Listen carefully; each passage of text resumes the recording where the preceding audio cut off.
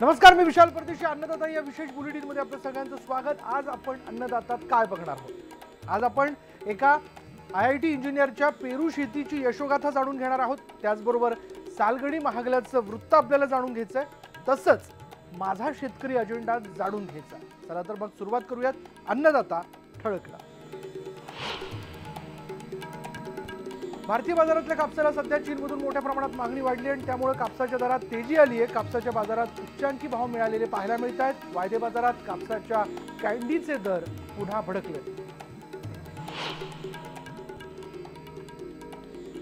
इस्मानं साखरेचं उत्पादन वाढणार असं जाहीर केल्यानंतर क्रेडिट रेटिंग एजन्सी इक्रानं नवीन अहवाल दिला. त्यानुसार साखरेच्या उत्पादनात पुन्हा घट होणार असल्याचं स्पष्ट झालंय. इक्रानच्या माहितीनुसार साखरेचं उत्पादन 3.15 कोटी टनांऐवजी 3.7 कोटी टन इतकं होणार आहे. म्हणजे साखरेचं उत्पादन घटणार असल्याचं स्पष्ट झालंय. मध्य प्रदेश आणि गुजरात राज्यात गव्हाचं विक्रमी उत्पादन होण्याची शक्यता वर्तवण्यात येते आणि त्यामुळे या दोन राज्यांमध्ये उत्पादन वाढल्यास यंदा भारतात गव्हाचं पुन्हा विक्रमी उत्पादन होण्याची शक्यता कर्नालच्या राष्ट्रीय गहू संशोधन केंद्रानं वर्तवली आहे. गव्हाचं उत्पादन अंदाजे 99.12 दशलक्ष टन होण्याची शक्यता वर्तवण्यात येते. यानंतर आपण बघणार आहोत कोकण किनारपट्टीवरील अनेक गावं पर्यटन व्यवसायाकडे वळत आहेत, पण या गावांमधील काही शेतकरी आजही शेतीत प्रयोग करताना दिसत आहेत. रत्नागिरी जिल्ह्यातल्या दापोली तालुक्यातल्या घरामागील गावातले श्रीराम जोशी पांढऱ्या कांद्याची शेती करतात. पाहूयात त्यांची कांद्यासह भाजीपाल्याची शेतीची यशोगाथा. दापोली जवळच्या घरामागील गावात सध्या पर्यटनाचा व्यवसाय वाढू लागलाय. पण या गावातले श्रीराम जोशींनी पर्यटनाऐवजी शेती कसणाला प्राधान्य दिलंय. श्रीराम जोशींनी अलिबागच्या पांढऱ्या कांद्याचं बियाणं आणून त्याची यशस्वी लागवड केली. पांढऱ्या कांद्याची शेती आपल्या घरात रुजवण्यात त्यांना यश मिळालंय. पांढरा कांदा हा अलिबाग येथून रोपं आणून आम्ही लागवड करतो आणि लावतो इथे. म्हणजे याला अतिशय भुसभुशीत जमीन लागते, म्हणजे तो साईजला चांगला येतो. आणि लागवड घट्ट केली म्हणजे साईज मेंटेन राहतो. लागवड जर पातळ केली तर साईजला मोठा होतो. जोशी यांच्या शेतात पांढऱ्या कांद्याबरोबर उन्हाळी हंगामातल्या भाज्या देखील लावण्यात आल्यात. यामध्ये वांगी, भोपळा, मिरची, भेंडी, कारली आणि पडवळची लागवड करण्यात आली आहे. याची लागवड ते सेंद्रिय पद्धतीनं करतायत हे विशेष. भाजीपाल्याच्या पिकांबरोबर पांढऱ्या कांद्याची लागवड यशस्वी ठरल्यानं श्रीराम जोशींचा उन्हाळी शेती करण्याचा आत्मविश्वास द्विगुणित झालाय. मोठा झाला की त्या कांद्याला मार्केट नाही, त्याला प्रॉपर साईज मेंटेन व्हायला लागते. या कांद्यामध्ये काय औषधी गुणधर्म आहेत? हा अतिशय थंड आहे, त्यामुळे उष्ण हवामान जेव्हा असतं एप्रिल मे महिना, त्यावेळेला हा औषधी म्हणून काम करतो, थंड गुण त्याच्यात असल्यामुळे. भाजीपाला आणि कांद्याच्या पिकापासून जोशींना यंदा किमान 1 लाख ते 1.5 लाख रुपयांचं उत्पादन मिळणार आहे. अगदी छोट्या शेतीतून त्यांनी केलेला हा चमत्कार कोकणात अनेकांना प्रेरणा देणार आहे. या गावातली शेती लोप पावत चालली. शेती जर टिकवायची असेल तर गावातली शेती सुद्धा वाढली पाहिजे, म्हणून त्यांनी या गावामध्ये शेती केलेली आहे. रब्बी हंगामामध्ये त्यांनी विविध पिकं घेतली आहेत आणि त्यांना महाराष्ट्र शासन कृषी विभागाचं चांगल्या पद्धतीनं सहकार्य लाभतंय. अनेक शेतकरी आहेत की आपल्या शेती नापीक ठेवतात, शेतीमध्ये उत्पन्न होत नाही असं शेतकऱ्यांची ओरड आहे. मात्र जोशी काकांनी पुळणीमध्ये सुद्धा आपली बाग फुलवून त्यांनी शेतकऱ्यांना एक नवा आदर्श घालून दिला आहे. शिवाजी गोरे, न्यूज 18 लोकमत, दापोली, रत्नागिरी. यानंतर पाहूयात इंजिनिअरिंग आणि IT इंडस्ट्रीत नोकरी करणाऱ्या पुणे जिल्ह्यातील आळेफाट्याच्या उच्चशिक्षित तरुणांना आपल्या वडिलोपार्जित शेतीत थाय 7 या जम्बो पेरू फळबाग लावण्याचा निर्णय घेतला. कमी पाण्यावर उत्पादित केलेली आणि नैसर्गिक पद्धतीनं उत्पादित पेरू ते सोशल मीडियाच्या माध्यमातून फार्म टू कस्टमर या पद्धतीनं ते पुण्यात हे उत्पादन विकतायत. पाहूया या ITतल्या तरुण शेतकऱ्याची ही माहिती तंत्रज्ञानावर आधारलेली खास यशोगाथा.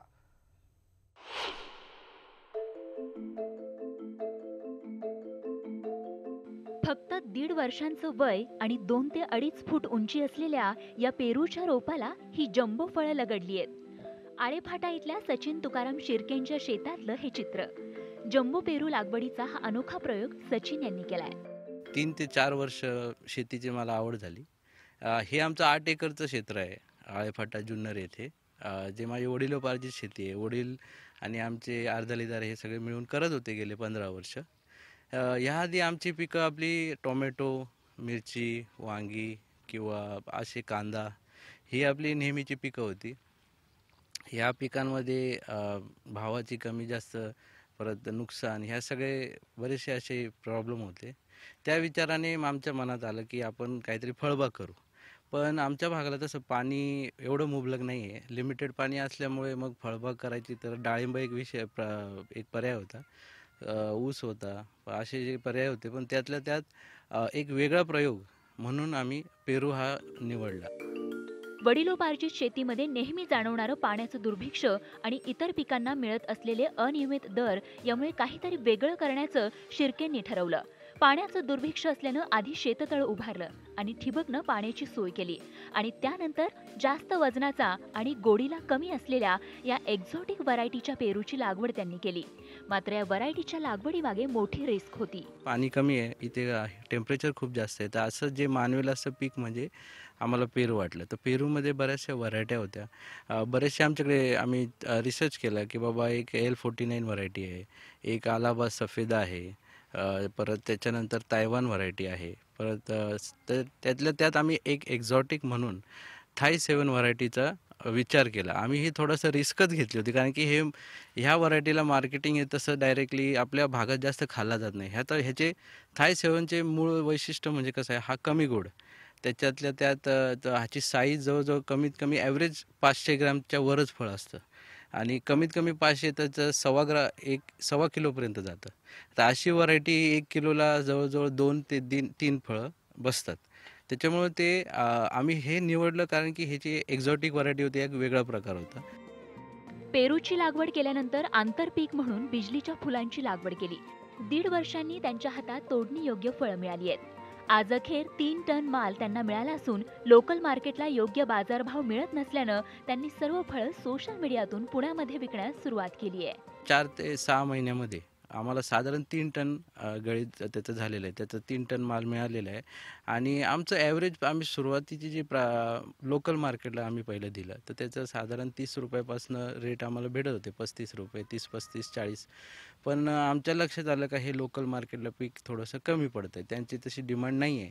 त्या विचाराने मग आम्ही त्याची मार्केटिंग सिटीमध्ये चालू केली. मी स्वतः पुण्यामध्ये राहत असल्यामुळे माझ्या फ्रेंड सर्कल यूट्यूबवरती आणि फेसबुकवरती आणि त्याच्यानंतर व्हॉट्सॲपवरती आमच्या मित्रपरिवारामध्ये त्याची मार्केटिंग सुरू केली आणि लोकांना आम्ही थोडे सॅम्पलही दिले. त्याच्यामध्ये लोकांचा चांगला प्रतिसाद भेटला. आंतरपिकाच्या माध्यमातून शिर्केंनी उत्पन्नात भर टाकली आहे. परिणामी त्यांचा आर्थिक ताण कमी झालाय. नैसर्गिक तसंच सेंद्रिय तंत्रामुळे त्यांना गुणवत्ता राखण्यात यश आलंय. तर आमची साधारण 1000 रोपं बसलेली आहेत. ही रोपं आम्ही 100 रुपयाच्या हिशोबाने आणली होती. तर साधारण आम्हाला 1 लाख रुपये रोपाचा, त्याच्यानंतर लागवडीचा एक 10-20 हजार रुपये, त्याच्यानंतर खतं औषधं जी आम्ही वापरली त्याचा जवळजवळ 31-40 हजाराचं एक साधारण 2 लाखापर्यंत आमचं ह्याच्यामध्ये कॉस्टिंग, म्हणजे आम्ही ह्याचं थोडंसं तारेचं सपोर्ट दिला, बऱ्याचशा जे मॅनेजमेंट केलं. तर एक साधारण 2 लाख आमची लागवड खर्च होता आणि गेल्या वर्षभरामध्ये आम्ही त्याच्यामध्ये शेवंती, बिजली आणि कांदा अशी आंतरपिकं घेतली आणि पेरूचे जे उत्पादन आहे त्याच्यावरून आजच्या तारखेला आम्हाला जो आमचा खर्च आहे तो आमचा निघालेला आहे. 1 एकरात 3 टन माल मिळाला असून किलोला 50 ते 80 रुपये भाव मिळतोय. पहिल्याच वर्षी लागवडीपासून ते आजपर्यंतचा खर्च वसूल झालाय. त्यामुळे इथून पुढे मिळणारं उत्पन्न हे नफ्यामध्ये शिल्लक राहणार आहे. या पेरूची उपलब्धता काय आहे याचा बराच अभ्यास सचिन यांनी केलाय. टेस्टचा विषय घेतला तर आंबटपणा आहे, पण त्याची गोडी जरा कमी आहे आणि ह्याच्यासाठी मग हा डायबिटीससाठी हा जास्त प्रेफर केला जातो.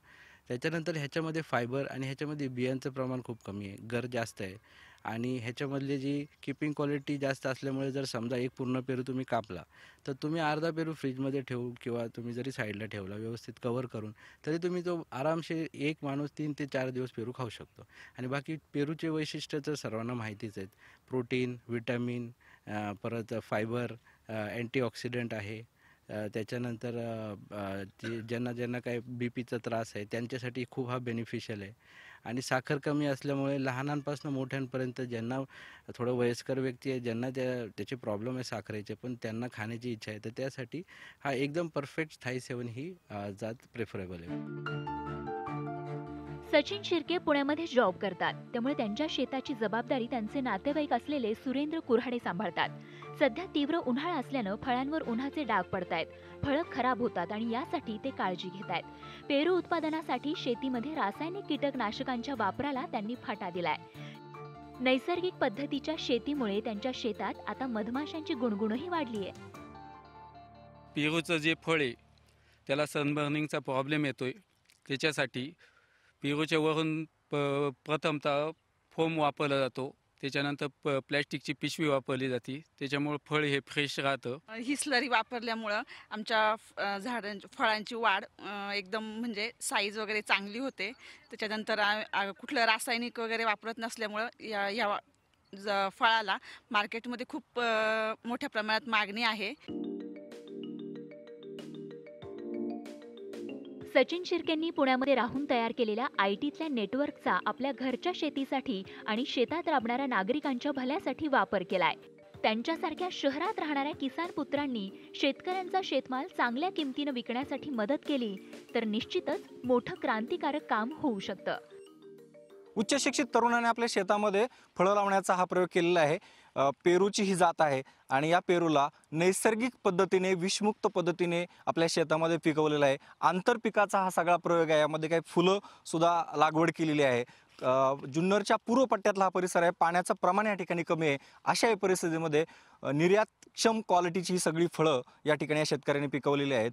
पुण्यामध्ये जॉब करता करता आपल्या शेतातली ही सगळी पेरूची फळं सोशल माध्यमांमधून हा शेतकरी आता विक्री करू लागला आहे आणि यामधून त्याला चांगला नफाही मिळतोय.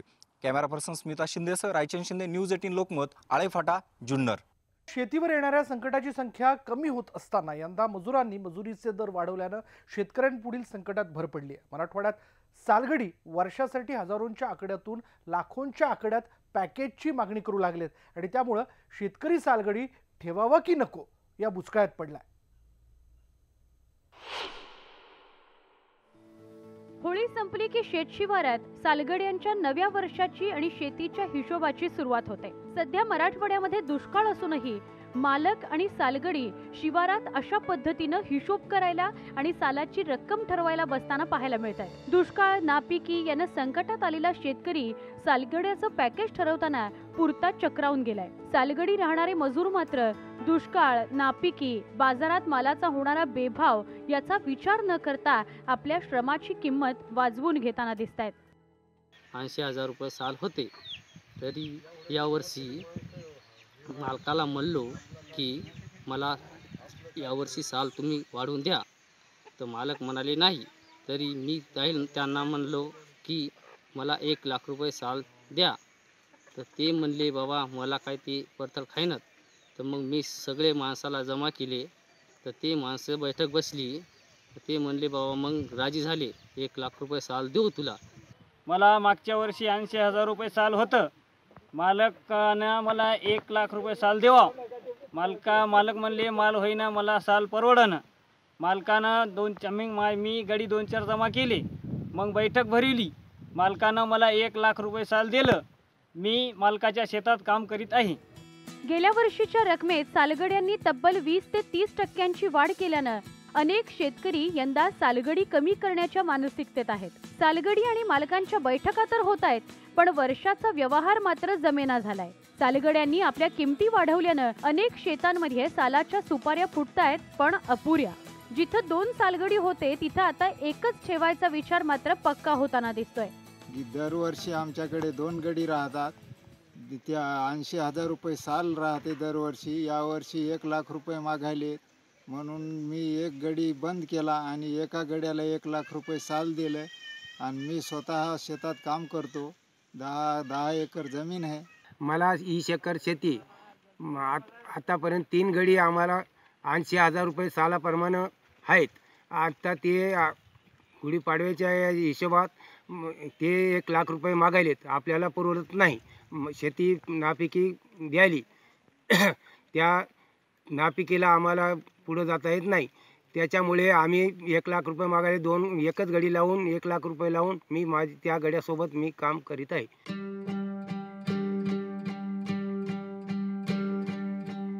दरवर्षी गुढीपाडव्याला सालगड्याचं साल पक्क करून त्याच्याकडून शेतात नांगरणी करून घेतली जाते. त्याला वर्षभराचं धान्य दिलं जातं. तशी मराठवाड्यातली परंपरा आहे. पण यंदा सालगड्यांनी महागाई वाढवल्यानं शेतकरी शेती कशी कसायची या चिंतेत सापडलाय. त्यालाही याच दिवशी त्याचा पूर्ण वर्षभराचा जो ठराव असतो तो यावर्षी करायचा. त्याच्या हाताने सुपारी फोडून घ्यायची आणि वर्षभर त्याच्याकडून काम करून घ्यायचं, अशी या गुढीपाडव्यापासून सुरुवात असते. कमी अधिक परिस्थितीनुसार पाण्याची परिस्थिती सगळीकडेच भयंकर असल्यामुळे सालकऱ्यांची मात्र यावर्षी किंमत बऱ्यापैकी वाढलेली आहे. गेल्या वर्षी 80,000 असलेला सालदार यावर्षी 1,00,000 रुपये मागतोय आणि 1,00,000 रुपयाची सुपारी यावर्षी फुटलेली आहे. आणि पाडव्याच्या दिवशी आजच एक तास काढत असतो शेतामध्ये त्या गड्याच्या हातून आणि वर्षभर मग ह्या कामाची सुरुवात गडी पूर्णता करत असतो. असा हा गुढीपाडवा सण म्हणजे शेतीतला महत्त्वाचा नवीन वर्षाचा पहिला दिवस. अनेक शेतकऱ्यांनी सालगडी लावण्यापेक्षा जमिनी ठोक्यानं देण्यास सुरुवात केली आहे. एकूणच शेतीचा उत्पादन खर्च वाढल्यानं शेतकरी यंदा पण मेटाकुटीला येणार हे नक्की आहे. त्यामुळे सालगड्यांनो, नापिकी दुष्काळाच्या काळात जरा दमानं घ्या असंच म्हणायची वेळ आली आहे. सालगड्याच्या वाढलेल्या पॅकेजमुळे यावर्षी गुढीपाडव्याला होणारी पुरणपोळी ही शेतकऱ्यांना कडू जाणार आहे. दुष्काळ, कर्जबाजारीपणामुळे अगोदरच मेटाकुटीस आलेल्या शेतकऱ्यांना सालगडीचे वाढलेले दर हे परवडत नाही आहे. अनेक शेतकरी सालगडी कमी करत आहेत, तर काही शेतकरी जे आहेत ते स्वतः शेतामध्ये राबणार आहेत. कन्हैया खंडेलवाल, न्यूज 18 लोकमत, हिंगोली. रावेर लोकसभा मतदारसंघाचे काँग्रेस आघाडीचे उमेदवार डॉक्टर उल्हास पाटील यांच्याकडून त्यांचा अजेंडा जाणून घेतला आहे आमचे प्रतिनिधी इम्तियाज अहमद यांनी. रावेर लोकसभा मतदारसंघाचे आघाडीचे अधिकृत उमेदवार काँग्रेस, राष्ट्रवादी, PRPचे उमेदवार डॉक्टर उल्हासराव पाटील आपल्यासोबत आहे. आपण त्यांच्याकडून जाणून घेऊ की त्यांनी निवडणुकीमध्ये शेतकऱ्यांसाठी कोणते मुद्दे घेतले. मध्ये शेतकऱ्यांच्या दृष्टीने महत्त्वाचा विषय जो आहे तो म्हणजे केळीचा. आणि आजच्या घडीला रावेर लोकसभेतल्या केळीचे जे उत्पादक आहेत ते अतिशय हैराण आहेत. 300-400 रुपये असा केळीला भाव आहे. आणि म्हणून भावी काळामध्ये 12 महिने केळीला सातत्याने एक मिनिमम भाव तो राहावा, ज्याच्यामध्ये शेतकऱ्यांना फायदा पण झाला पाहिजे आणि त्यांना पुढच्या वर्षीच्या दृष्टीने त्यांची तयारी पण करता आली पाहिजे. मक्याला आज जो 2,000चा भाव आहे तो जर 4,000 पाहिजे असेल तर शेतीच्या विकासाचा दर जो आहे हा यांनी आतापासूनच म्हणजे मागच्या 2-3 वर्षापासूनच तो वाढवायला पाहिजे होता. शेतीच्या विकासाचा दर जो आहे हा फक्त 2% आहे. जर यांच्या फसव्या घोषणेनुसार त्यांना जर 2022 साली डबल भाव द्यायचा असेल तर शेतीच्या मागच्या 2-3 वर्षातला विकासाचा दर हा 16% झाला पाहिजे होता. त्यामुळे यांच्या विषयी सर्व जनतेला माहिती आहे की फसव्या घोषणा देणं, फसवे आकडेवारी देणं आणि मोठे मोठे गाजरं दाखवणं आणि त्यामध्ये शेतकरी फार भरडला जातोय. आणि निश्चितपणे याचा जो एक फटका जो आहे हा भारतीय जनता पक्षाला येत्या निवडणुकीमध्ये बसणार आहे. खरोखर बजेटमधला जो भाग आहे हा जवळजवळ 1,00,000 काहीतरी करोड रुपयाचा भाग जो आहे याचं सुद्धा अतिशय स्पष्टपणे नियोजन या ठिकाणी काँग्रेस सरकारने त्यांच्या जाहीरनाम्यामध्ये केलेलं आहे. त्यामुळे यांचा भावी काळामध्ये या अशा योजनांमुळे 72,000 रुपये प्रत्येकाच्या खात्यावरती जो गरिबी रेखा खाली आहे त्याच्यापर्यंत शेतकरी जे आहेत त्यांच्यापर्यंत पोहोचवण्याचं काम निश्चितपणे काँग्रेस करणार आहे. यानंतर बघूयात पुणे आणि सोलापूर जिल्ह्याला वरदान ठरलेले उजनी धरण आता 21% मायनस गेलंय. आतापर्यंतच्या इतिहासात एप्रिल महिन्यात एवढं मृत साठ्यात ते कधीच गेलेलं नाही आणि त्यामुळे उजनीच्या पाण्यावर शेती करणारा शेतकरी सध्या अडचणीत आला. मोठ्या प्रमाणात शेती पडीक राहण्याची तसंच मोठ्या प्रमाणात शेतातली पिकं सुकण्याची भीती व्यक्त होते आणि त्यामुळे उजनी खोऱ्यामध्ये अस्वस्थता पसरली आहे.